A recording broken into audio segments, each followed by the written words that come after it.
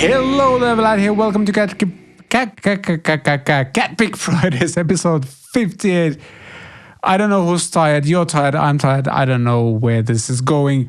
But welcome to the show that brings you latest and greatest in guitar and music industry news, reactions. Do we do reviews? Not really. Reactions, commentary, some analysis. That always makes us sound smart. Let's go with analysis as well. And once again, I'm joined by my co-host and a guy who I'm competing with on Who's More Tired. It's Richard Morgan. Hello. Good day to you, Vlad. How are you doing, everybody? Yeah, we have, well, first of all, was shooting at an unusual time for us. And I just finished my work shift and literally came home, made some coffee. And by the way, Unlikely Mugs, CatPick Studios hoodies, and a bunch of other stuff in the official CatPick Studios merch store if you want to support us. Yeah, made myself some coffee and sat down to chat about stuff that has been happening over the past week or so. So if I'm rambling, you might know why. It's been a very busy week, but luckily, well, right now for us, it's Thursday. But when you see this, it will be Friday, and Friday is Friday. It's self-explanatory.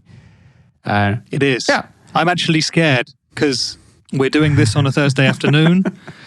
And it's like, This video might not be released for 24 hours. And what huge gear releases could come out during that 24-hour window?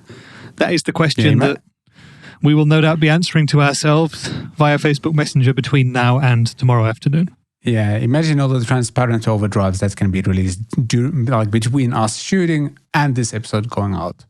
Indeed. So many overdrives. Probably about 7, yep. At least 7. Yeah, we're going to cover the latest gear news. Then there's some cool articles about Steve Vai, Ed Sheeran lawsuit, Herman Lee from Dragonforce, and basically he told about how much they got paid for the Guitar Hero 3, I think, was the game where the song was featured, and I want to say kind of made them super famous. There's that. We're going to react to Grammy 2022 winners, and also there's a bunch of cool questions and comments submitted by you. So we're going to check out that as well. And a ridiculous video by Steve Vai playing the Hydra guitar. And he just keeps surprising even after all of this. Yes. But for news and things like that have happened as of late, we go to the segment called Recent Happenings.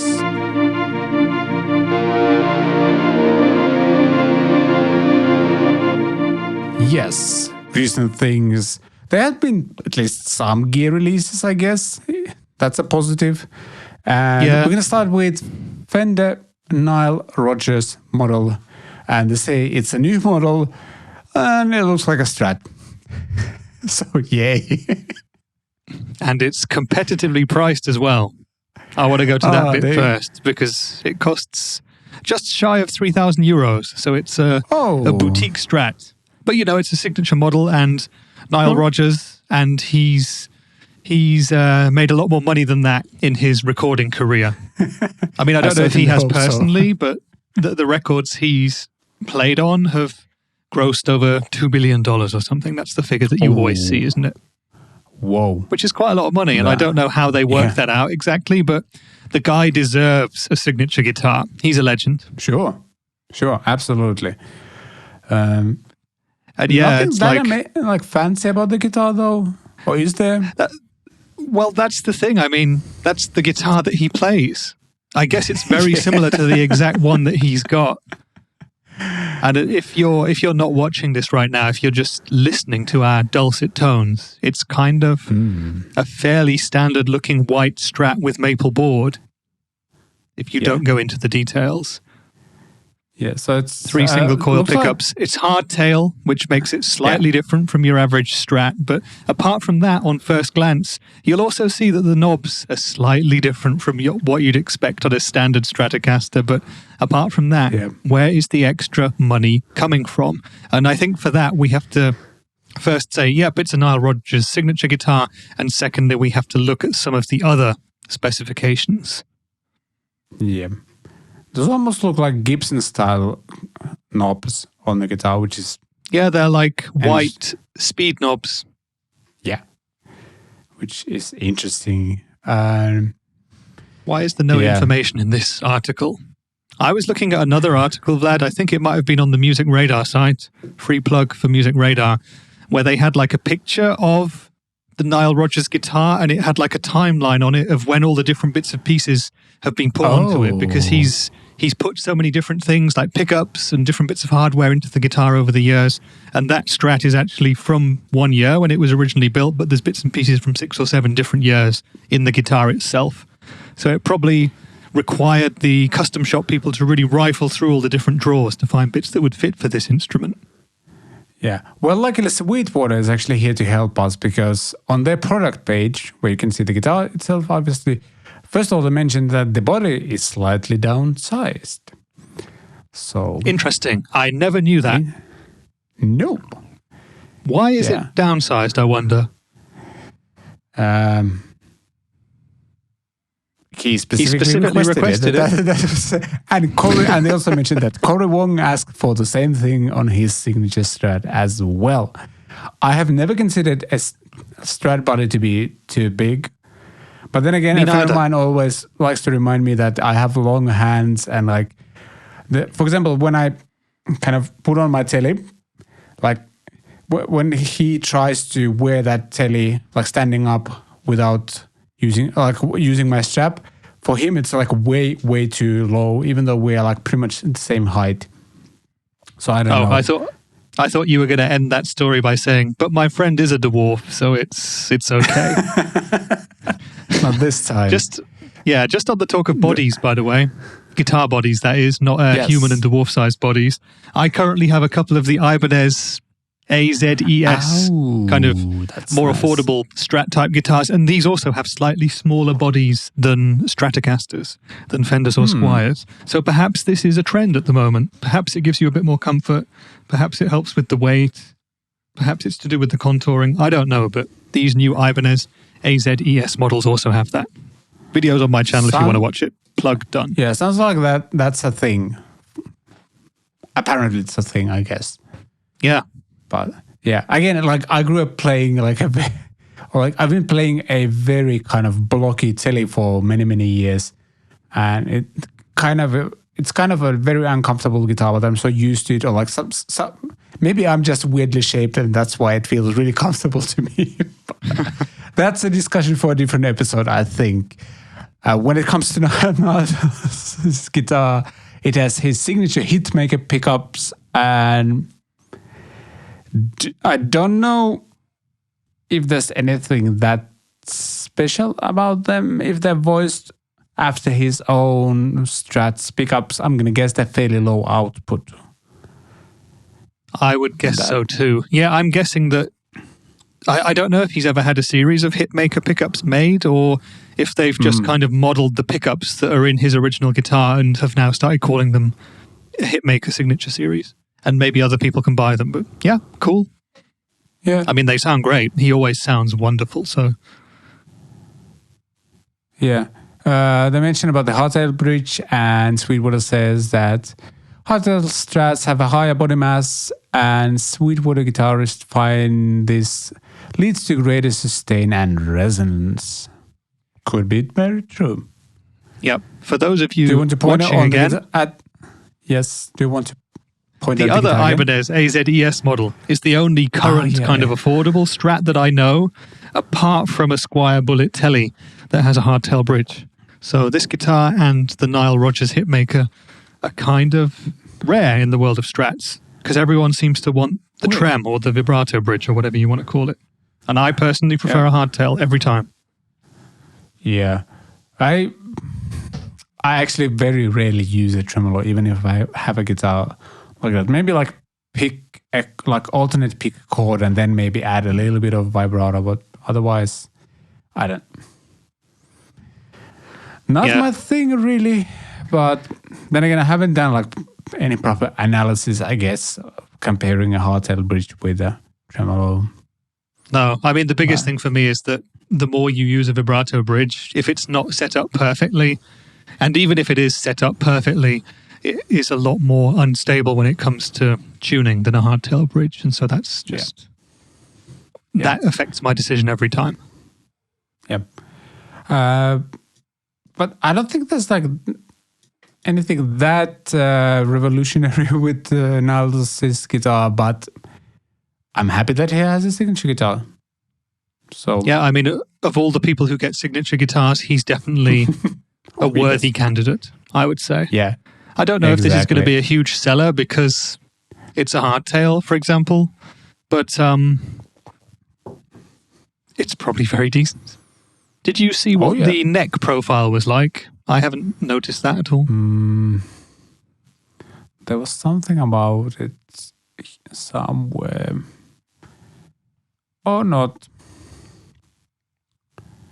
I don't see anything about the neck profile, I think. It's like a 59 profile, so maybe a bit chunkier. I'm guessing. I've got to admit that with Strat necks, I don't really know what a year would mean. 59 Les Paul, I know what that means, but 59 Strat, I require some education there. Yes, same with me as well. I was really close to buying a 58 Les Paul at some point. Like really was trying to save up the money, but just never got there. Or like I ended up buying, like as I was saving, a real one? I ended up using that money to buy some other guitar gear, I think. You don't mean a real one though? Because no, not like a real one, but like a custom shop. Ah, okay, like a reissue. That was a very decent R8 deal at a local store. Like R8. I actually like the neck profile. Yeah, me too. But then again, I like weird neck profiles and stuff like that. But yeah, you do. Cool guitar. From exactly. From Fender to Gibson, who debuts a Master Artisan collection with 10 flying Vs designed by Leo Scala. And they are indeed flying Vs and they look cool. For the benefit of those people watching, can you please bring them up on screen? As I can't see them either. Ooh. So they are like aged to various, like depending on the guitar, various extent. Some of them have a Bigsby, but I've never seen a flying V with a Bigsby. And you kind of need to have like this weird, like metal rod between the horns of the flying V, which is, these are kind of funky. Like out of all of the like limited runs and custom shop releases and stuff like that, these, to me, these kind of give you something extra, I guess. Yeah. Can you bring them up on screen so everybody else can see them? I can't see them either. There we go. Can you tell that I've had a long day? No. Good. Actually, yes, we can. Carry on. These are some pretty funky looking flying Vs. And now that I come to think of it, I don't think I've ever seen a Bigsby on a flying V either. And I'm not sure it looks as bad as you might expect it to. Yeah, it's kind of odd. But especially with that horizontal metal bar going across. But steampunk. That's exactly the vibe I got from it. Especially the one on the left. There's very strong steampunk vibes to it. And I actually like them. I wonder how pricey these are. Well, Gibson custom shop run. These are not going to be cheap. No. Like, because the fact that they don't mention the price of these, I think these go into the category if you have to ask, you can't afford them. Exactly. That's what I would think as well. But they look cool, like really cool. So. Yeah, I mean, for those people who enjoy the old Corina Wood Vs, these are those with different aging, different subtleties, steampunk vibes, some of them with just the one pickup, which I also don't really think I've ever seen on a Gibson V before. They always have two pickups, don't they? Or am I mistaken? I mean, I've seen more metal-y sort of V guitars from other brands that only have the one bridge pickup, but I've never seen a Gibson like that before. And that specific guitar, and that one as well, with the scratch plate and just a bridge pickup, I don't particularly like that aesthetically. Yeah. It's weird that all of them are just with one pickup. I guess sorry, I thought one of them had two. Okay, they're all single pickup Vs. Very interesting. Oh, what? Yeah, all of them are just single pickup Vs. I'm going to quickly Google what they cost. Please do. I'll be surprised if I'm going to say like it's 7,000 and above. Oh. Was I even 7,000 and above. By the way, do you know much about Leo Scala? No. Me neither.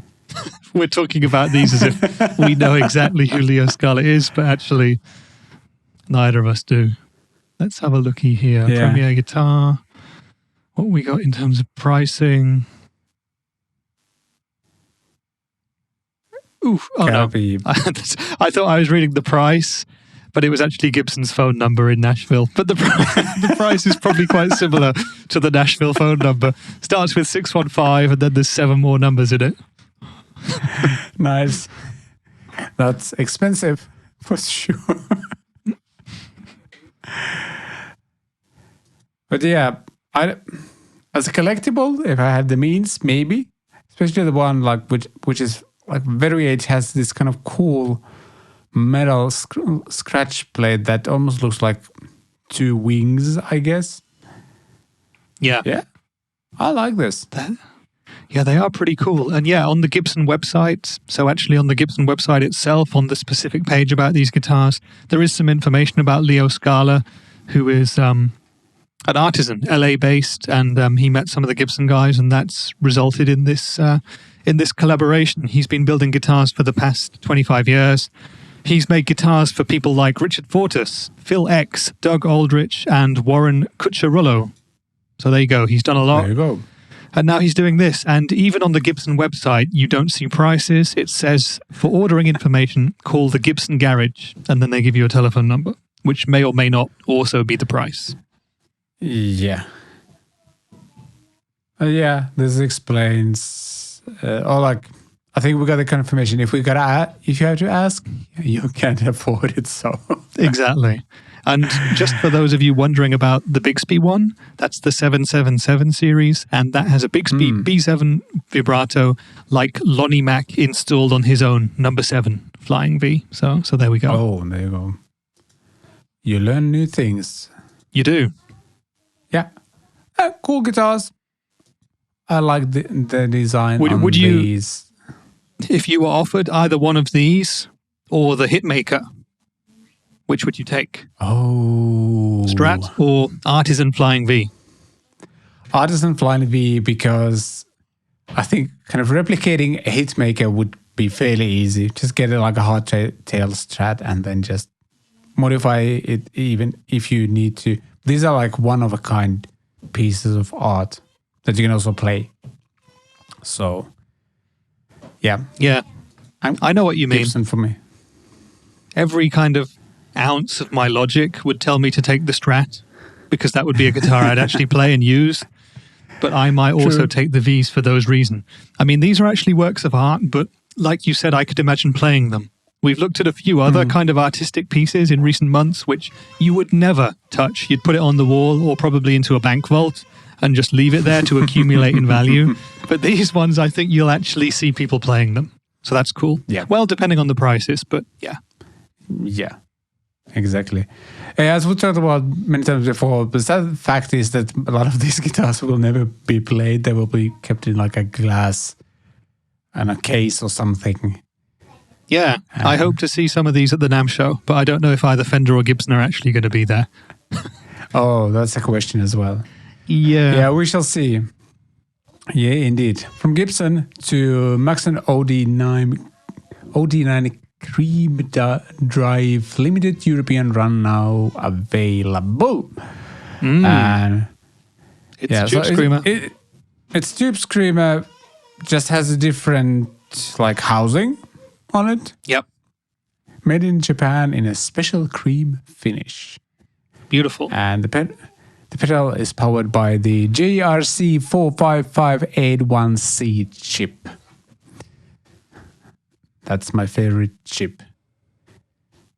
Is it? I think. I have no idea. I have absolutely no idea, but it sounds familiar, so I'm guessing it's one of those chips they use to get the sounds. Tell us in the comments, everybody, what's your favorite chip? Mine is probably the LM308, the racked chip. Or the chip that I put in my shopping trolley every week that enables me to buy food at the supermarket. Different kind of chip, but still a chip.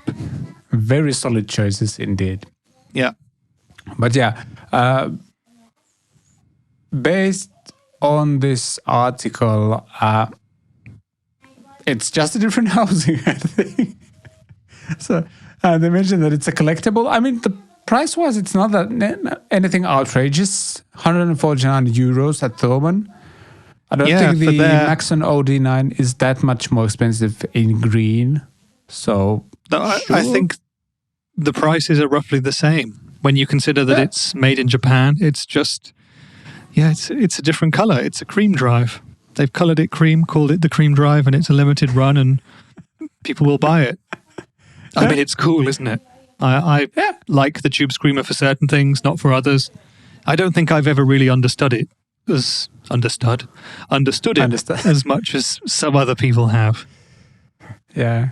But there we go. I'd like to try this one out. It wouldn't have to be a cream one. It could just be a standard green one, but there you go. Yeah. A cool effect. I mean, it's silly how much excitement just swapping the color of the pedal can create. But then again, like I have the Boss SD1 in black and I love it. Like there's something like I think it was the 40th anniversary edition.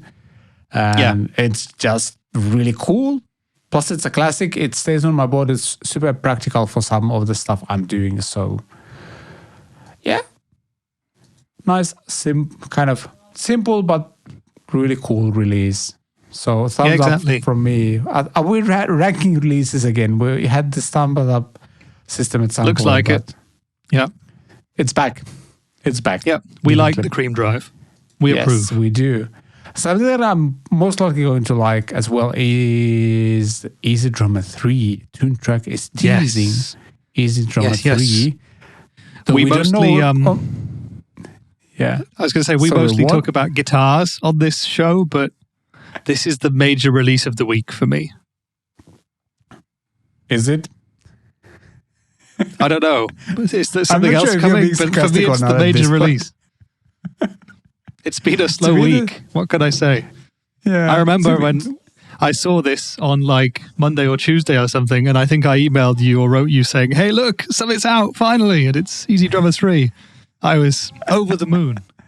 But I mean, I actually, I'm a paying customer of EzDrummer 2. I use it and love it, and it's great. Yeah.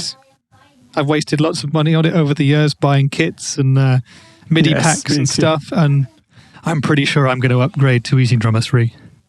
Yeah, same for me. Like sound-wise, I think it's still really good. The user interface definitely could see some improvements, and that's something they are kind of advertising here as well. And yeah, as long as the MIDI packs I have still work with this one, then sign me up or something like that. Well, I think what they're doing is, they have this sort of upgrade system. They also have a more professional drumming program called Superior Drummer, for example.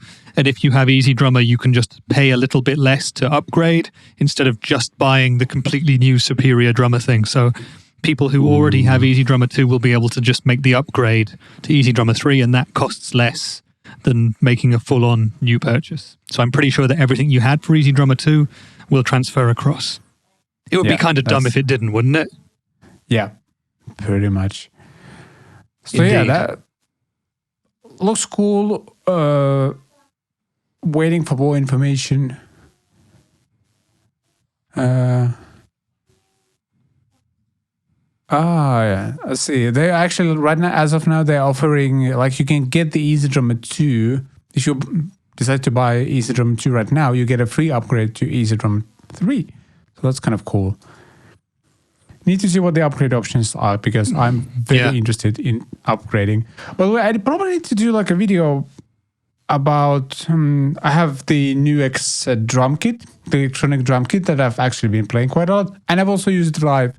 And I paired it with EzDrummer 2 to get the sounds because it offers, doing it that way offers some workarounds that you, like it solved some issues that affordable drum kits have. And maybe I need to do a video on that topic at some point. You definitely do. We all want to see that. I had fun playing that gig and EzDrummer 2, my laptop and the drum kit obviously. And it worked really well. Yeah, but right now it's like a teaser that they released. So nice. Looking forward to seeing the whole thing. And from EzDrummer to someone who isn't taking it easy with pushing the boundaries of guitar. That was like a solid 3 out of 5 transition, I think. I tried my best. I've heard worse. Yeah, well done. I'm going to rank it in the middle. Like it's 3 out of 5, maybe 2.5 out of 5. I'll give you a thumb up for the transition. Thank you. Just the one. Just one. Let's not get too excited. Yeah, Steve Vai names 5 contemporary guitarists who are taking the instrument to the next level. And yeah, everyone knows Steve Vai, I assume at least. I think it's fair to assume any guitar player who has ever gotten really interested in the instrument knows who Steve Vai is. It doesn't mean you have to love what he's doing, but you most likely know him. And yeah, we're just going to browse through the list and see what. By the way, who is he naming? I haven't seen this list yet, so I'm fascinated. Yeah. And my first thought was, what if I'm on the list? And then I realized, Rich, you're not on the list. Steve Vai doesn't know who you are. That was a joke, by the way. I don't expect to be on the list. I don't expect anyone I know to be on the list, actually. Although I know Tim Henson. Not really personally, although I've met him because he was at TGU one year. Spent a few minutes with him in the same room. Was all right. He was at the second TGU, I think. With Ibanez. Him and the other chap from Polyphia were also there. They had their 2 new Ibanez signature guitars. They did a lot of stuff. They were cool guys. Yeah. Yeah. And great signature guitars, by the way, as well. Yes. I have tried both. Yeah, as musicians, mind-bending. Oh, yes. They're impressing Steve Vai. That's all you need to say. And that's they're masterful. As the article says, they are taking the instrument to a new level. And having heard some stuff Polyphia does, I totally agree. Like, it's crazy that it's kind of instrumental, fairly technical, very technical, like guitar music can be that popular, but it just works. Yeah, and it's all instrumental, isn't it, as well? Or at least the vast majority of it. And so it's amazing how well they've done because they've had fairly mainstream success, I would say, considering the kind of band that they are and considering how complicated the music is. I mean, their audience is obviously 99% other guitar players who are sort of standing there with a metronome watching them do what they do and wondering how they do it, how on earth they developed these techniques and mastered them. But there you go. It was kind of cool to be sat in the room, like watching them do their thing. Because when you see these things on the internet, you just watch it and you're not sort of blown away in the same way. When you see it in person and you realize this person is actually controlling their hands exactly in that way, so therefore it must be real. It's just, it takes on a slightly different meaning. It's something I'll never be able to do. I think, they say that you have to practice for 10,000 hours to master something. to get really good at something. I don't think with 100,000 hours I'd get anywhere near close to what they're doing, because there must be some kind of pre-born sort of talent in those guys as well, right? Surely. Yeah. Please make me feel better by saying that.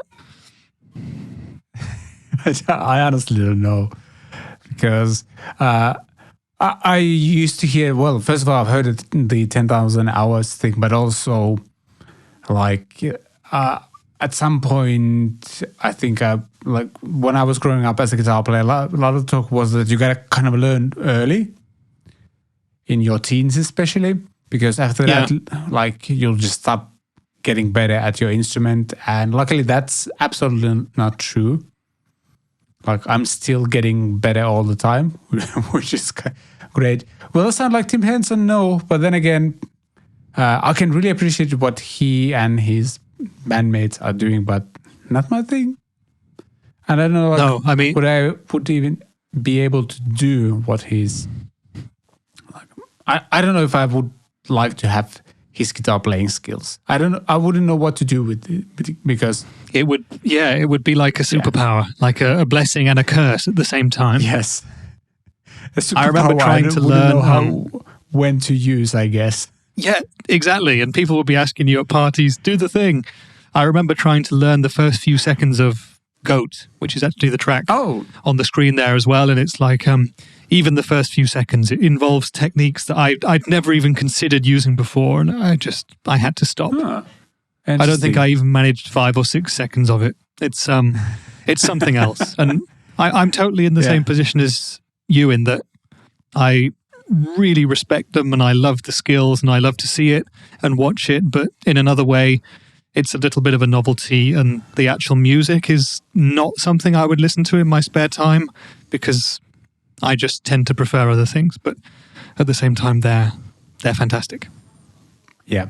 And also hats off to Steve Vai for like not being one of those guys, we did it better and these kids, it's not even a music report that they're creating or anything like that. Like hats off for kind of, I'm not saying like passing the torch, but like giving respect to the next generation of awesome guitar players. Yeah. And speaking of awesome guitar players, number 2, Corey Wong. This kind of surprised me to see Corey Wong here. Not that I'm not saying that he doesn't deserve it. It's just, well, I guess Corey Wong's online presence is such nowadays that he's almost hard to avoid. Everyone knows him at least. Yeah. And I'd like to say that everyone also appreciates the incredible talent he is. Whether you like his music or the stuff he's doing, that's a whole different discussion. But I'm a big Corey Wong fan, even though he just does like just one thing, but he does it so well. So yeah, exactly. That guy's right hand he's possessed. He's an incredible player. Yeah. It's much more my cup of tea, the kind of stuff that he plays. And I feel like what Corey Wong plays is actually more sort of humanly attainable for me than the Tim Henson Polyphia stuff. I'll never be that good, I don't practice enough. I'm not a pro. But yeah, Corey Wong is great. He's all over the internet. It does surprise me a bit that Steve Vai has him on the same list, but, by the same nature, Corey Wong is doing amazing things to popularize the guitar, which is something I think Polyphia probably don't do in quite the same way. Yeah. Corey Wong is going in the John Mayer direction, kind of growing out of this little sort of industry niche. Yeah, and that's the, like, Corey Wong's music is more approachable. I'd like to say it because play his music to anyone and they immediately go, this is a really like cool groove, or like, I don't know what words people would describe or like used to describe the music, but like it's approachable. And I mean, if you watch what Wolfpack did like at Madison Square Garden, selling out the whole thing, and Corey being like one of the main people of the band, like it's like music. It's not all instrumental music, but they're kind of bringing instrumental music back to the masses and kind of having the whole band thing and just having fun together. And it's really cool. Yeah. Yeah, what they do is, again, not my personal cup of tea. I don't listen to Wolfpack much. I don't like that kind of music too much, but it's funky and groovy, but at the same time, pretty progressive and incredibly complex, a lot of it. So it's, yeah. I'm not surprised to see him on this list. I think he's great. Yeah. Number 3, Matteo Mancuso, and I have to admit, I have never heard of him. Yes, also guilty. I'm afraid I haven't either. Yeah. Apparently he's more like a fusion-style guitar player, and I think we need to right the wrong and get ourselves familiar with his playing. But we do, most definitely. We really don't have anything to say about him. But if Steve Vai is like highlighting him as one of the kind of revolutionary guitar players, we're gonna find him out and like figure out what kind of music he is creating. And if you, dear listener, have more information on this guy, please let us know. Educate us, and we are sorry that we are uneducated with our takes here.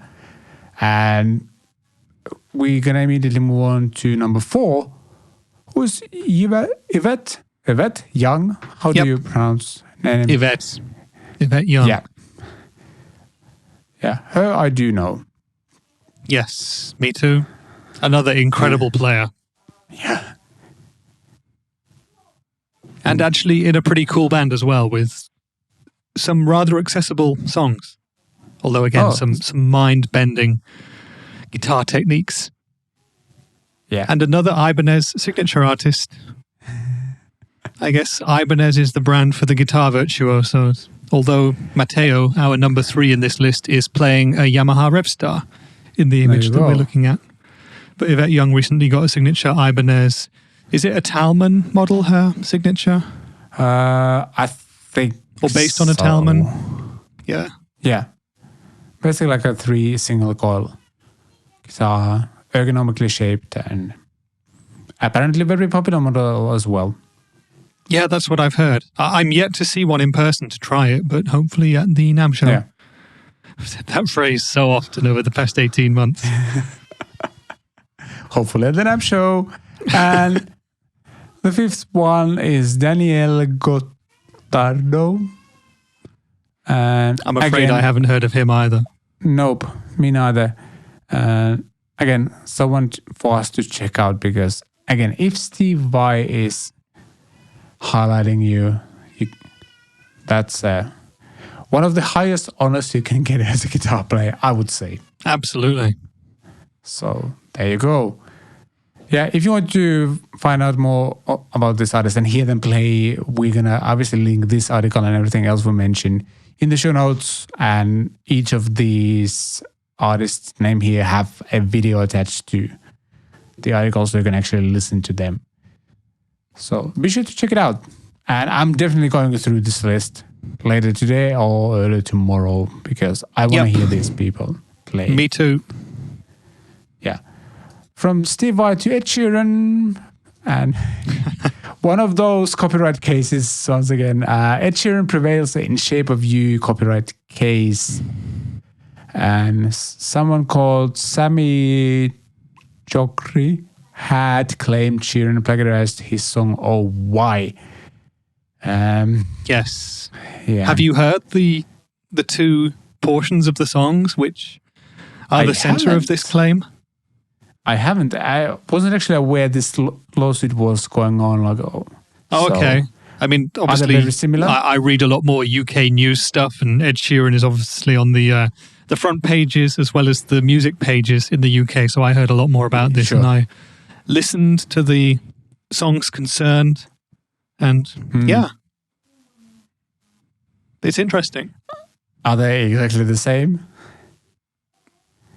When you hear them in the context of being played back to back, and you think about what the words are, they sound almost identical.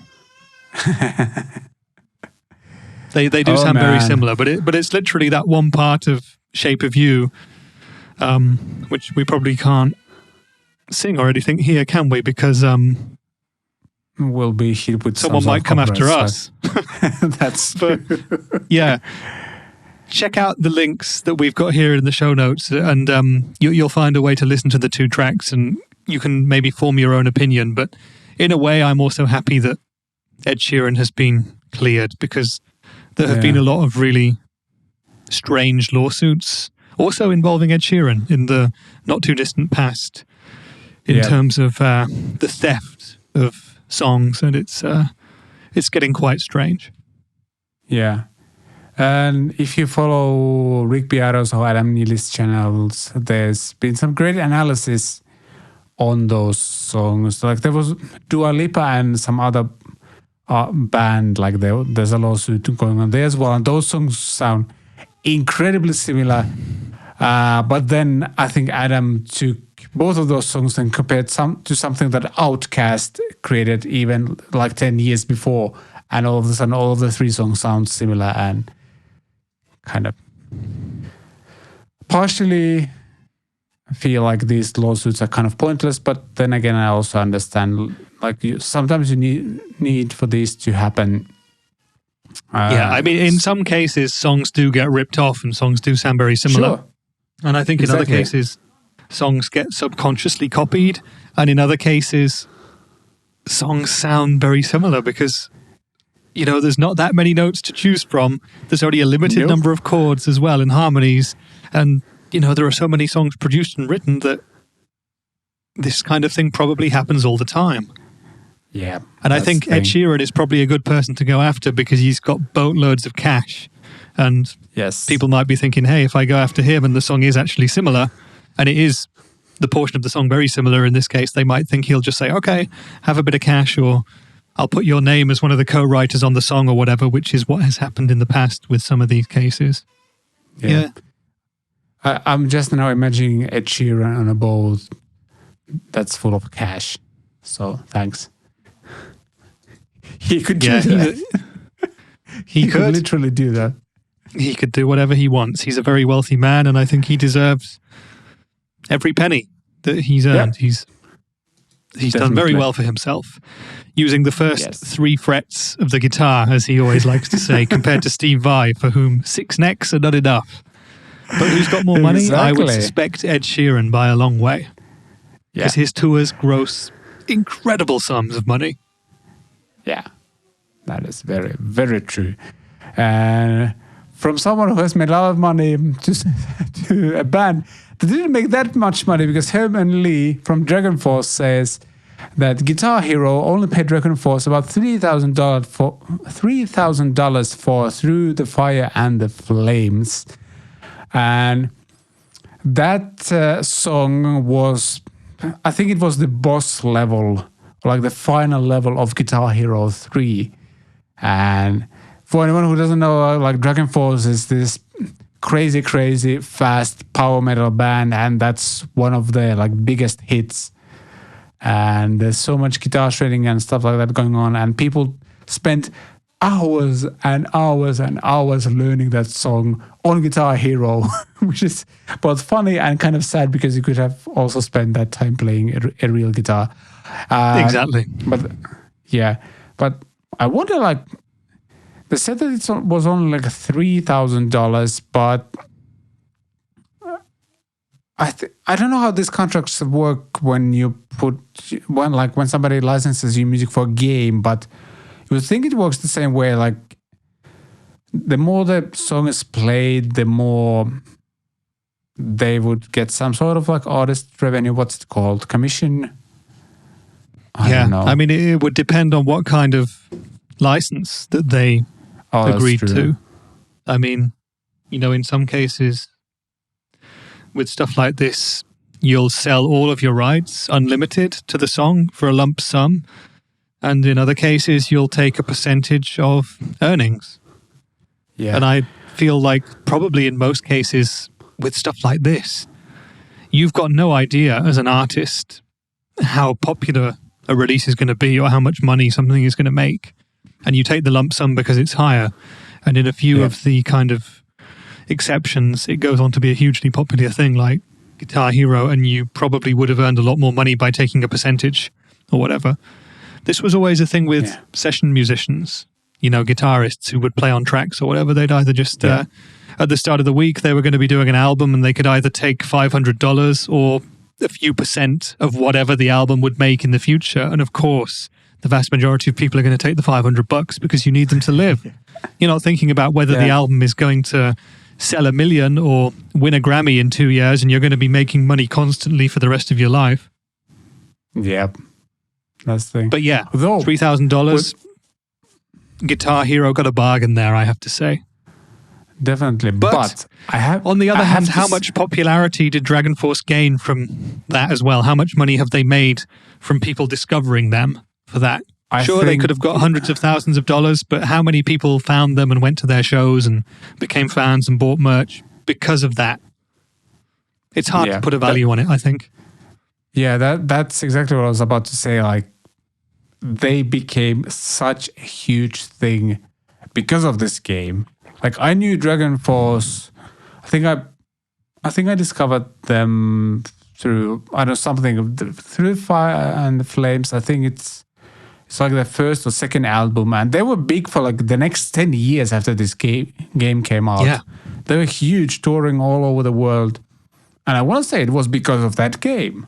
So it's very like, sure, I think if they only got like $3,000 for using the actual song, okay, yeah, I get that. Feels like a tiny amount of money for using their song. But then again, I think they are known all over the world thanks to this game. So they are, I mean, the stuff you just mentioned, I think Dragonforce kind of got lucky with this one.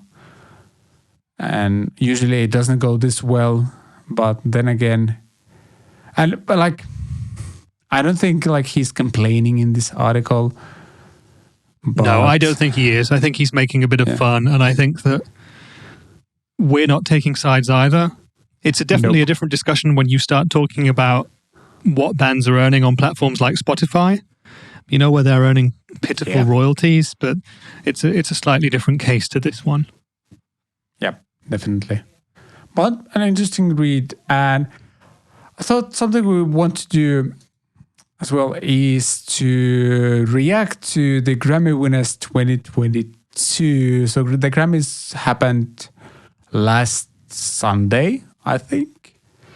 Did you hear I was trying to give you a transition during the last piece when I said, you never know if you're going to sign away a single-use fee and get $3,000 or if you're going to sign up for a record and get a percentage of something that might sell 1 million copies or win a Grammy. That's what I said. And I was hoping you were going to say, talking of Grammys, it would have been so sweet. And now it's doubly bad because I've explained what happened. It's like telling people how a magic trick works. Kind of. Yes. Usually our transitions are like magic. Unexpected, but very exciting. But not today. So, yeah. We're not going to go through all 80 categories that were there. But let's go through a few. And I think something that you might guess already is the fact that we probably don't know all of these. All of the artists, anything like that. So this can be both fun and slightly embarrassing for us. But let's do it. And we're going to start with Record of the Year. And out of all of these nominees, let's see. I'm going to see which albums I've listened to. And my answer is Billie Eilish's album and then the Silk Sonic album, who were also the winners of this category. Yeah, I'm actually super pleased that they won the Grammy. An amazingly talented band. Yeah, it's ridiculous. It's weird that something that sounds very, very 70s is super cool and kind of new and hip and whatever terms you want to use. I love it. I love it so much. It's, like good but talking of the 70s, comeback. We have ABBA up there for the Record of the Year nominees. So I haven't listened to a single song from their new release. I kind of don't want to. But hey, at least we have, 2 kind of actual bands in there. Yeah. Maybe 3. I think 2. Silk Sonic and ABBA. Yeah. But then there's like great artists here as well on the list. John Batiste. Oh, absolutely. Yeah. Tony Bennett. Lady Gaga as well. She, love her or hate her, she's an artist. Yeah. Yeah. Have you seen, like, it's been a while since they did the first, like, a live concert together. Many years ago already. Like, that's amazing. She and Tony, just their voices work really well together, and the whole show they do, it's really cool. Yeah. And yeah. Some of these I've never heard, and I'm not sure if I'm ever going to. I just don't care about Justin Bieber, for example. Sorry about that. I don't want to ruin my memories of ABBA by listening to the latest album, so sorry about that. We listened to a lot of ABBA as kids. My dad loved them, and we got exposed to their music, and like I ended up loving the band as well. So yeah. And Song of the Year. And the winner is Leave the Door Open by Silk Sonic. Again, amazing song. And not my favorite from the album, but sure. Again, worthy winners. Yeah. Again, I don't know half of these songs. But it's not them, it's me. I'm very first of all, I don't like the fact that I don't listen enough to new music in general. And I'm lazy to search for new music as well. So maybe I need to actually use this list and listen to new stuff. Yeah, that could be a good idea. I find it very hard to discover new music because, there's such a deluge of stuff. I often don't know where to start. And then it's just easier to go back to what you know and love, which is the stuff that you grew up with and just feels like home. Which means that we're missing out, on amazing new music which is coming out, but you've just got to find a way to hear it, Yep. I know. Yep. But again, we're happy for Silk Sonic. Again.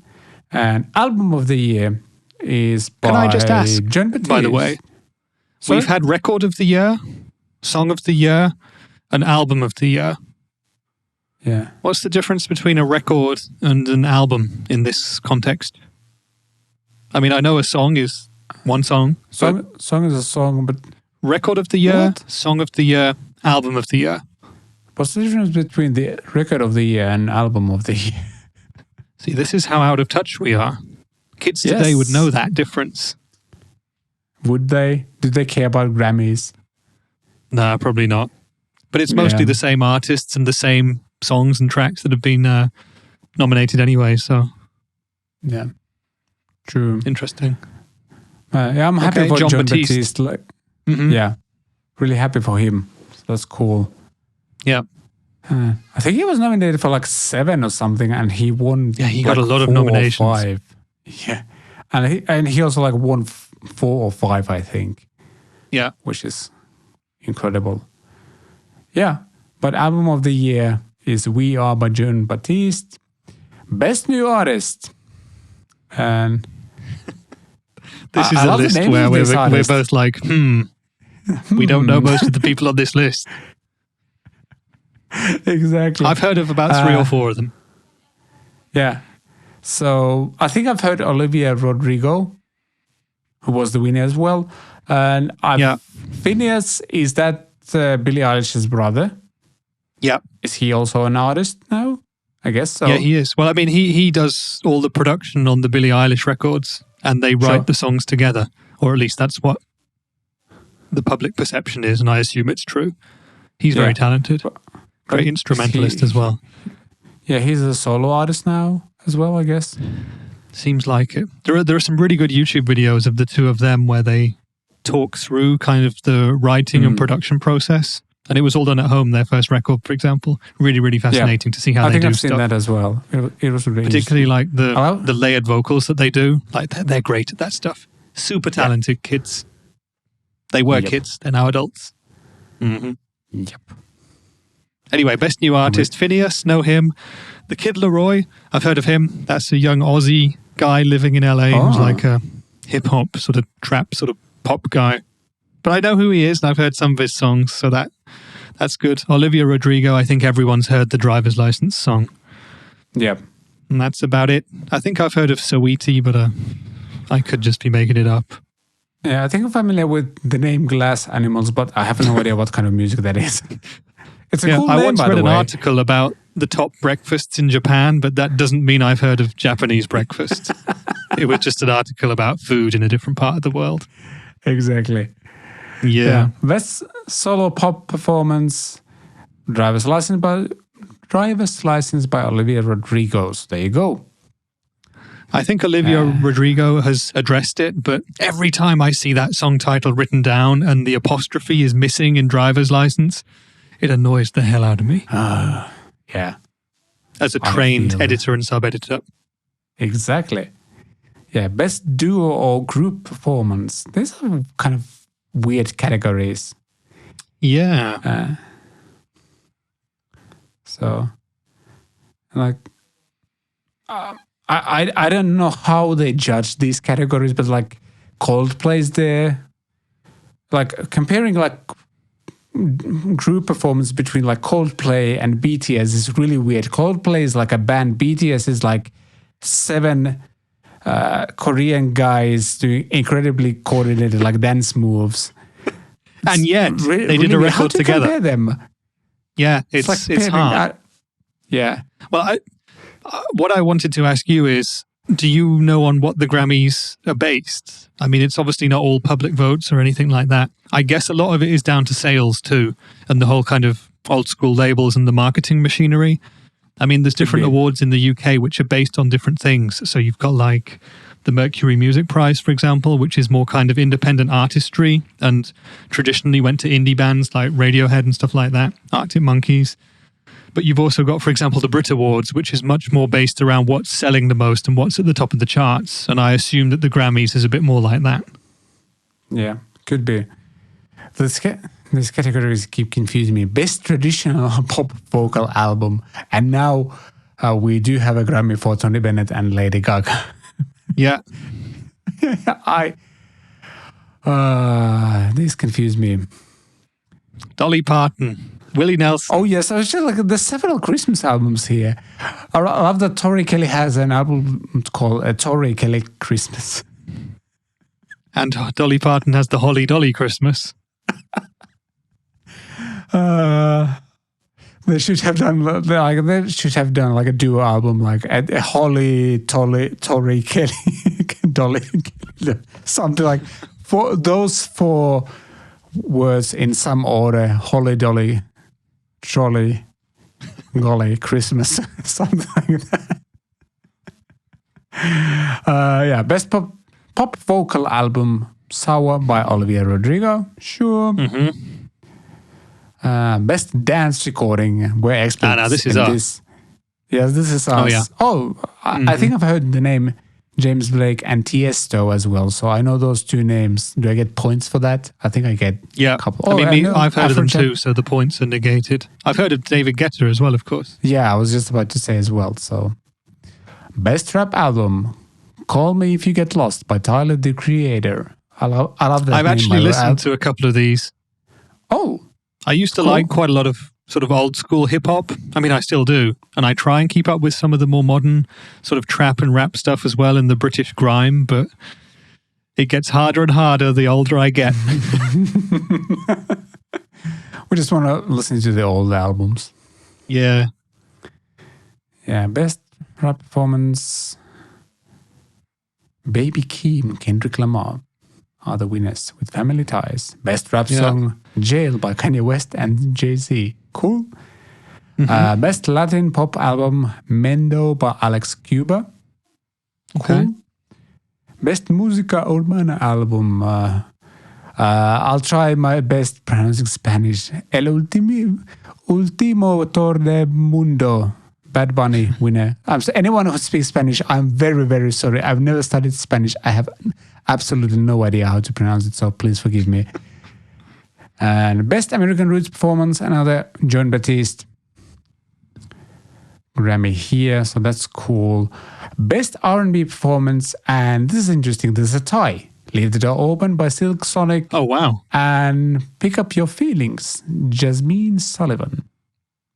How can there be a tie? I didn't know there could be a tie. Yeah, I didn't know there could be a tie, but there you go. Maybe it is voted for like the Oscars by like a Grammy Academy or whatever. Could be. Yeah. Best R&B Song, Leave the Door Open by Silk Sonic. Well done, guys. God, they won a bunch, didn't they? Wow. Yeah. Best R&B Album, Hawk's Tales, Jasmine Sullivan. And Best Country Solo Performance, You Should Probably Leave by Chris Stapleton. Funnily enough, this is probably the category that I probably like the most out of everything so far. Jason Isbell, for example, Casey Musgraves as well, Chris Stapleton, they're all great artists. I got to say it. I definitely need to use this list to like find some new stuff to listen to, because I kind of love country as well. It's incredibly cheesy, and I'd love to be able to listen to more Brad Paisley, but his lyrics are just killing me anytime I listen to those. Yeah. His guitar playing, Jason Isbell. Try Jason Isbell. He's more kind of southern rock, Muscle Shoals, Alabama kind of stuff. Okay, that sounds a lot less kind of cheesy than Brad Paisley. That's for sure.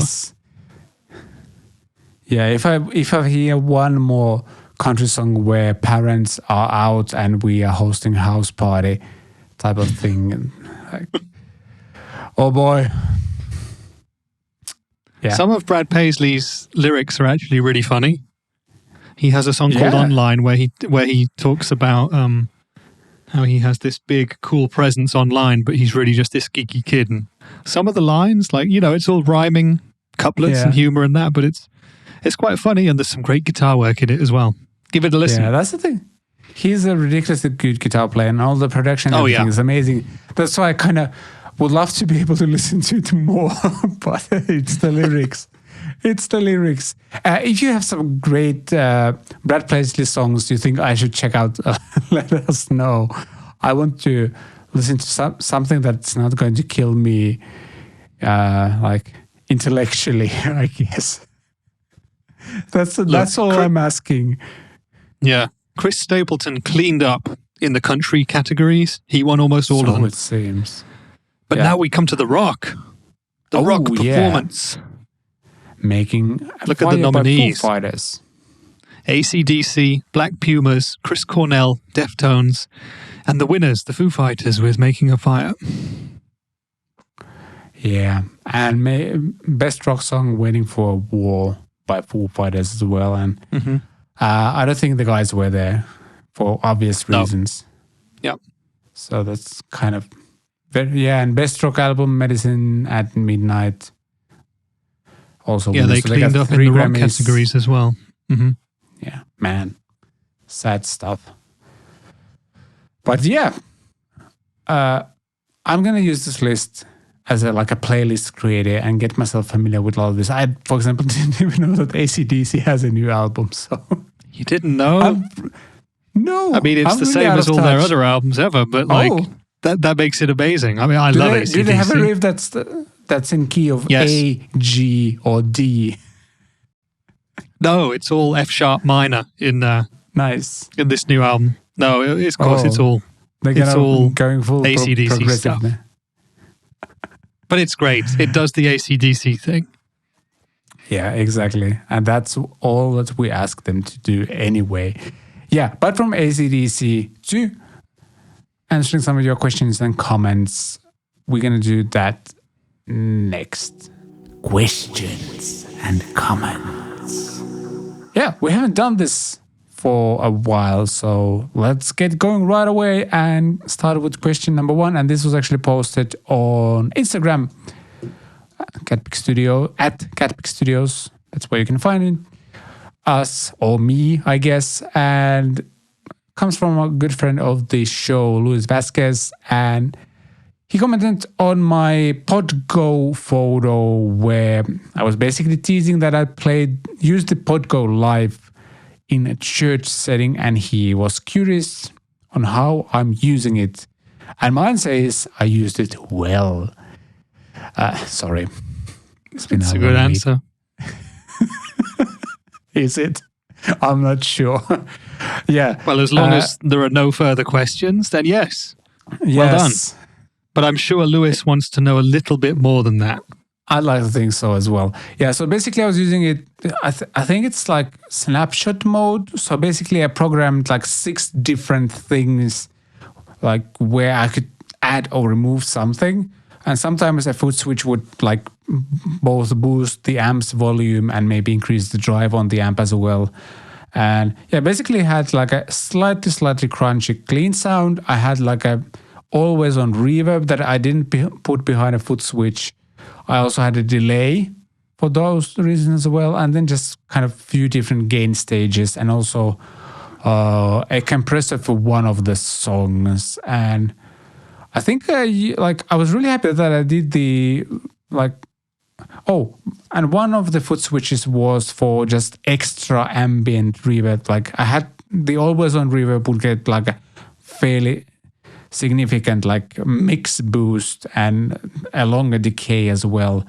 And because I knew that in these church settings, sometimes you think you're transitioning to your next song and then somebody wants to say something, and you usually need to like play some sort of like background music while it's happening, and you kind of want to kind of keep a certain atmosphere. And that's where it was super handy that I had the extra reverb switch, because I could just fill out the space between the songs when someone was saying something. So that was really practical. Overall, I'd say the Podgo sounded fine. It's very decent.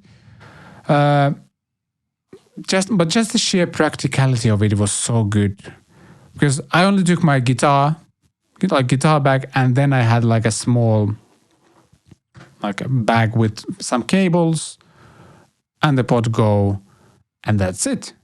Nice and simple, very practical, sounded good enough, I want to say. Especially but when it's like we're physically in a real church, so it's very like all the walls are reflective surfaces, so it's not like the best space acoustically. So what I'm trying to say is like the sound, even though I said it sounded good enough, it actually just sounded good, because like bringing like some super amazing amp into that space wouldn't make that much of a difference. It would still reverberate all over the place. So yeah, it was good, and I was really happy with my setup. So are we going to see video of this? Did you vlog it or anything like that? I was thinking of that, but then for this set, the band was like kind of hired gun, so to speak. So usually we have like a kind of fixed band for 6 months or 12 months. But right now we didn't. Or like technically my band consists of 3 guitar players, and that's it. So I didn't have time to vlog. We had to like go through the songs before the service. Yeah. So unfortunately not. Maybe one day I will do some sort of vlogging thing. That'll be a lot of fun. Like maybe the preparation, setting up the actual thing, and then like my feelings afterwards. But last Sunday was not the day, unfortunately. But thank you, Lewis. Hopefully this clears up answers some of your questions. And if you get more, let us know. Move on to question number 2. Comes from Aceton War. Accent on the off. Yes, thank you. Wow. I'm really starting to slow down at this point of the day. Comments on the Boss GX100 video and asks, hi, I'm new to pedals, hence the possibly dumb question. I'm just wondering, would you expect that the tones of this pedal are likely to be a studio/album worthy if recorded via an audio interface? Thanks for the perspective. And do you want to answer this? I kind of replied to this person already on YouTube, but Okay. Well, I can give you my perspective and my opinion. Please do. Having not used this pedal, I'm pretty sure that you can get results that are worthy of any kind of studio or album recording. I mean, a lot of people talk about modelers sounding worse than real amps or whatever, and you've just talked, Vlad, about the practicalities of it and the fact that it sounded good enough. But in a mix and in a recording setting, you can use some of the cheapest or even free plugins out there and get great sounds. Because in a band mix, when it's produced, mixed and mastered effectively, it's going to be absolutely fine. That's my 2 cents. And I'm assuming that you said something similar? Pretty much. So that was pretty much the answer I gave as well, because if you know what you're doing, actually my answer was that I think, yes, you can absolutely get studio and album worthy tones. The fact that I'm still talking about tube amps is the fact that I grew up playing those, and I'm more familiar with that kind of flow of creating recording ready sounds. So it's faster for me to take a few pedals and an amp and create good tones using that instead of using a modular. But I'm slowly learning. I have my hybrid setup with an amp, but also using the Pod Go now. Right now, I have that going on, and I'm just on a journey of discovery or something like that. And so far, so good. I'm actually excited. Digital stuff gives you possibilities that are very hard to replicate in an more analog world. But it's also cool that you can kind of create hybrid setups. It eases the transition for me, I want to say. But yeah, I think you most likely will be able to get amazing tones for recordings from the GX100. So that's the final verdict. And next question comes from Just a Guy. Just a Guy. Just a Guy asks, I wonder if that's his real name. He's asking when the guitar is releasing, and obviously he's talking about the Rick Beato signature Gibson guitar, and we wondered about this back in the day when we talked about this. We mentioned it a week or two ago, didn't we? And I said, do you know if it's out? Because I've not heard anything. And I actually Googled it, and nothing has been heard of that guitar in about a year. So the last articles that I can find are from April 2021. So when this was kind of released, or when Rick Beato was talking about it and had the prototype in his studio. Since then, as far as I can tell, that guitar has never been released, and there's nothing official anywhere. Weird. I guess my only guess was that maybe he released it to his Beato Club type of thing, and there's a lot there. But I feel even if he'd done that, there would be videos on YouTube and stuff. And I'm just going to look on YouTube again while we look at this, because I didn't do a YouTube search, but I Googled it and stuff, and there's nothing on the forums or anything like that. So surely it's got to be a case of this guitar is not out yet. And hey, let me repeat that old sentence again. Maybe it'll be at the NAMM show. Let me Google. At this point, if you would compile a list of all the things you need to see at NAMM, it's a very, very long list at this point. So, there's nothing. Info? Maybe it's not out then. I'm going to say that is a safe bet, and that guitar is not out yet. Yeah. If you search for Rick Beato signature Gibson, there's nothing. And we're the top result with our last episode from 11 months ago about it. I mean, Rick has been seen using the guitar since then in videos. You can see it, but I think that guitar has not been released yet, because even if it was super limited, even if there were only 5 or 10, I'm sure that Rhett Shull would have a video, for example, and I'm sure that other people would have publicized it a bit, but there's been nothing. So let's say it's coming out probably this summer, maybe for the NAMM show time, and if not, later this year. I mean, it's about time, right? I think it was basically ready a year ago. Yeah. And it's going to sell well. It looks great. Yeah, something that I replied to Just a Guy was that it's something I'd be really interested in myself, because I have 2 P90, 4 traditional Gibson controls, It's kind of double cut, looks really cool and versatile. So, yeah, weird that we haven't seen anything about it yet. But we'll let you know if we find something out. Yep. Yeah. From that to Peter Southern, who comments, got the 2x12 and it's excellent, great value. The only negative is that at the moment they don't sell covers for the speakers. And he's talking about the Harley Benton budget-friendly FR cabinet we mentioned some weeks ago. And we mentioned the 1x12 version, but there's also 2x12 version. It's great to get some feedback from people who have actually gotten one. Yes, it is. Good to see them out in the real world as well. Yeah, exactly. And based on my church gig, I'm kind of considering maybe I should get one because kind of using guitar and then a standard floor monitor to monitor your voice and your guitar from the same speaker. I'm a baritone, so my voice kind of overlaps with the guitar as well. So when I'm playing guitar, I hear myself less vocally, that is. And maybe this could be the solution. Then that pricey either, so maybe I need to get one. Maybe you need to hit up your contacts at Harley Benton and say, hey guys, yes, I got an idea. You could combine all of that into an amazing vlog and then you'll answer Peter Southern and me and Luis Vasquez with one amazing video. All at the same time. Wow. Exactly. But yeah, I mean, what Peter says about the negative being that they don't sell covers for the speakers, I guess he's talking about slip or dust covers or protective transport cases. Yeah, I mean, I do wonder why not that many brands seem to do stuff like this, because I know from experience that often people do want to have a branded cover for their amp or for their product or whatever.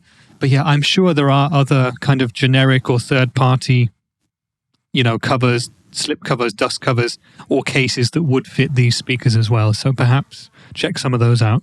Ask Harley Benton about the exact dimensions and make sure you get one that fits, and you'll be good. Yep, I agree.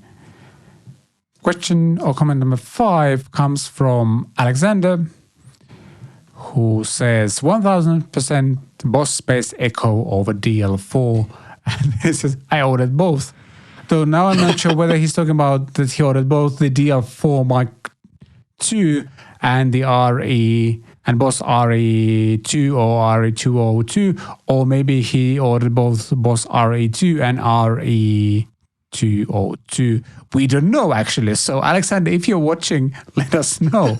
I am slightly confused. I reckon he ordered both the Boss pedals because he's not just convinced, he's 1000% convinced, which is more convinced than it's technically possible to be. So he knows what he wants.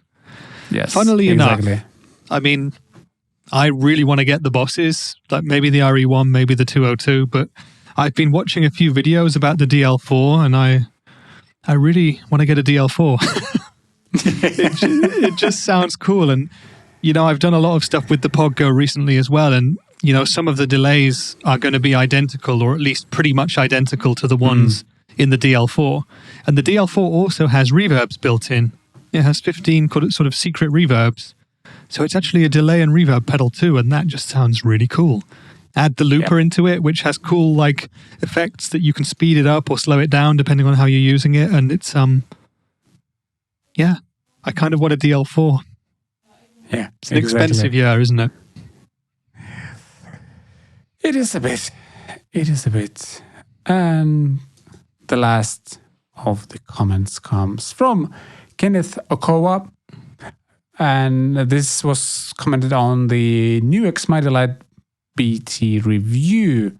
It's kind of fun to get comments like these on a video that I've released several years ago.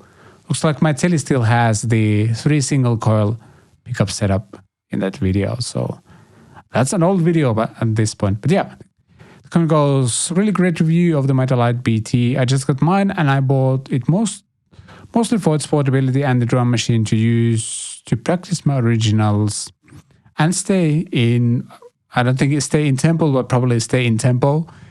Thanks autocorrect, I think. Yeah, he probably he's wasn't not in a impressed by temple. the amp drum sounds. The metronome is quite sufficient. He also likes the option to hook up the jam tracks or YouTube and play back the original music. Yeah, there's so many cool practice amps, and obviously the hottest one is the what's Positive the name? Grid Spark Mini. Yes, Spark Mini is probably the hottest one on the market right now, but I still think Mighty Light is great. It's very affordable. I think, didn't we talk about the Black Star one like a week or two ago? Jared James. Yeah, the Jared one. James Nichols signature fly. Signature fly sounds great. Yeah, so many great options. But yeah, if you're interested in this video that I mentioned here, I'll try to remember to link it. I still think the Mighty Light is a great option. The app is cool. Then there's also the Mighty Air, which is like a stereo one, and I think like it just sounds even better. They can improve the bass response on that one as well, and I even use it with the bass. So plenty of options for you to choose from. And yeah, thanks everyone for submitting your questions and comments, and please keep doing that, and you could be featured on the show. And before we wrap up, I think we need to talk about something that you will probably want to watch this weekend because you have nothing else to do. Watch it. Video. It's not like you have anything else to do. And because you don't have anything else to do, we think you should check out the Steve Vai video where he's playing. Well, the song is called Teeth of the Hydra, and we talk about the Hydra guitar, like this very steampunk thing he and Ibanez released some weeks ago. So it's like there's an electric guitar, there's a bass, and some other thing I'm forgetting. Like if you're watching, we probably should click the button so we can actually see it here. Come on. Yeah, there you go. Now you can see it. So he's playing this absolutely crazy looking guitar thingy. But what impressed me the most is not the fact that he can play it. Well, I mean, it's Steve Vai, he can play. But the fact that he actually really uses all three of the kind of guitars built into his one guitar. So there's one which I think is probably like in an open tuning type of thing. Then there's a bass, which is like half fretless, half fretted bass, and then there's like a more traditional electric guitar in one. And he's doing an incredible job using all three of them and actually creating a really cool song. And the guy just keeps amazing me, even after all of these years. It's just really, really cool. I definitely think you should check this out. It's a few minutes of your time, and I think you're going to enjoy it. I don't think the song is I wouldn't say the song is like an absolute masterpiece, but I think it's a good song, and the way he's able to use all of this. I don't how do you practice playing three guitars at the same time? I struggle with one. That's my question. Yeah, I mean, you'd have to come up with a piece of music that was specifically written to work in this format, with the specific tunings that he's used, with the fact that you've got two guitar necks and a bass there. But yeah, what a guy. What a guy. I remember reading a news article, a short interview with him recently where he said he was overcome with emotion when he finally worked out how to play this guitar, because it took him a while to realize how to actually do musical things with it. And I think he said he broke down in tears, and I can imagine that as well. But yeah, look at all that stuff. What a cool thing. Yeah, out of all the people in the world, if I would have to name one person to be able to play something like this, it's Steve. And man, just cool song. even cooler when you pair it with the visuals of him playing that thing. So yeah, I was going to say, I mean, he looks great, the guitar looks great, and the location and the production quality of this video, just from what I'm seeing here, it looks fantastic. I need to make my own YouTube videos look this good. Yeah, exactly. You need a smoke machine and a 3-necked guitar. That's the secret. So now you know, if you want to make your videos. Is that all I need? Because I think I need a little bit more than that. But no, I'm pretty sure it. It's like, I'm talking from experience. The only thing you need is more gear, and you'll be better at guitar. That's how it works. So you're saying if I buy more gear that I really don't need, I'll get better at guitar? I love it. Yeah. In fact, that's been my life philosophy for the past 20 years. Nice. So I'll just carry on living that way and all is good. That's why this show exists. Yes. To bring you knowledge. Well done, us. Well done, us. Yeah. That is a great way to wrap up CatPick Fridays episode 58. Thank you so much for listening, watching. Ways to support what we do in the show notes. Oh, predictions. What's going to be released in the next week? By the way, last week I predicted that Dan Electro would release something, and they didn't. So I shall write them an angry letter. Well, almost no one released anything this week, so... Yeah, good point. What did you guess was going to appear? Did I again go for transparent overdrive? That was cheating. Surely you guessed something else. Yeah, I need to be more specific. I think it's cheating. Can't believe I've saying just the transparent overdrive.